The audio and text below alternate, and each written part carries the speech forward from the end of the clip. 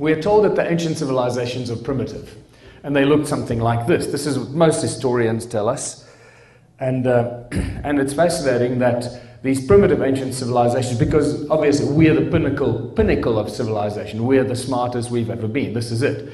All of human history has led us to this point. We now have industrialization, we have cranes and machines, we can fly airplanes and all this kind of crap, and this is why we believe that we're the most advanced and the pinnacle of humanity. Well, obviously that's not true, but this is how our history is depicted to us. The ancients were primitive, and yet, on the one hand, while they show us how primitive they were, they show us what they've left behind. And this is what they left behind. They left behind things like this, and this, and this, and structures that we just marvel at today and wonder how the hell they did this.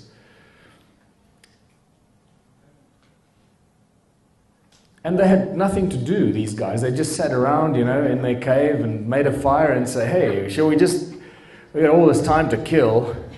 Why don't we just make some big statues and pile them up and confuse future generations? And hey, if we build a big wall and some of the stones can stick out and look like faces sticking out the wall, that could be cool. Or let's dig a big hole in the ground and surrounded by big stones, that'll be cool. Or they didn't have an alphabet, they didn't have a written language, and somebody made a noise, and it was like a ha. And they said, hey, we got one letter, let's just carve the letter out into hundreds of stones, and like we got nothing better to do.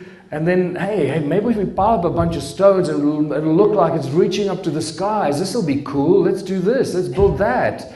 And, oh, hey, there's a rock face. Let's take some hammers and chisels. Oh, we don't have chisels and hammers yet. We only got stones. Okay, let's take other stones and carve a whole city out of the rock face, because that'll be a cool thing to do. And then, hey, some pillars. Let's make pillars. That could be cool. And this is what they did. They just had so much time to kill because they didn't have anything to do. They didn't have jobs, and they didn't have to go to work. They could do what they wanted. And then stuff got covered by water, and we discovering all their doodling out of rock.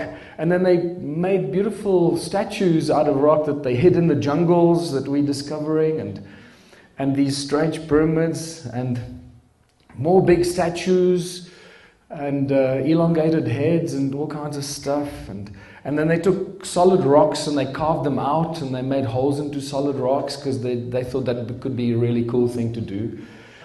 And then they covered them, and then they played with them, and they made sounds with them, and piled giant blocks on top of each other. And then this one here, Borobudur, that's a really spectacular one.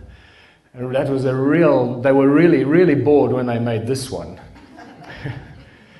And the top of Borobudur is quite spectacular. What's most important about all these ancient sites and these primitive people in the ancient times is they did all of this, apparently, according to our historians, they did all this with ropes, pulleys, hammers, and chisels. Well, clearly, you all know that this is not the case. But the fascinating thing about this is that most of the stuff that I've just shared with you is either in the northern hemisphere or gathered around, clustered around the equator. This is the fascinating thing. Very little seems to have happened in the southern hemisphere over the millennia and thousands of years of civilizations on our planet. Very little ever surfaces in the southern hemisphere. Why is that the case? And yet, if the southern Africa seems to be the cradle of humankind, and we read this in all kinds of surveys, how come we can't find any evidence of ancient civilizations and this kind of spectacular activity that I've just shared with you? How come we never see that emerge in the southern hemisphere? And yet, this is why the discovery of the stone ruins in southern Africa is so critical and so important. Because suddenly it brings the southern hemisphere and southern Africa into the limelight and into the focal point of serious activity that we did not know about. So discovering the vanished civilizations in southern Africa is really balancing the northern and the southern hemisphere activities of ancient civilizations. What we have, what we know, is that these vanished civilizations of southern Africa left behind more than 10 million circular stone ruins. I'm not going to go into too much detail because I've done it over and over again. So there are more than 10 million of these circular stone structures left behind. Welcome to my world of the stone circles in Adam's calendar. And they are quite spectacular. Most of them you can't see from the ground. You only see them from aerial photographs. Everyone is completely unique. All of them are circular. None of them are the same. And these stone circles cover most of South Africa, or large parts of South Africa, very extreme areas of Zimbabwe, parts of Botswana and Mozambique. Sometimes they are beautiful flower shapes like this, and each and every one is completely unique. This is what the walls look like from the ground. They're not very high. Some of them have been reused in more recent times and reconstructed and made higher. What you're looking at is the largest cluster of stone ruins found anywhere in the world until today.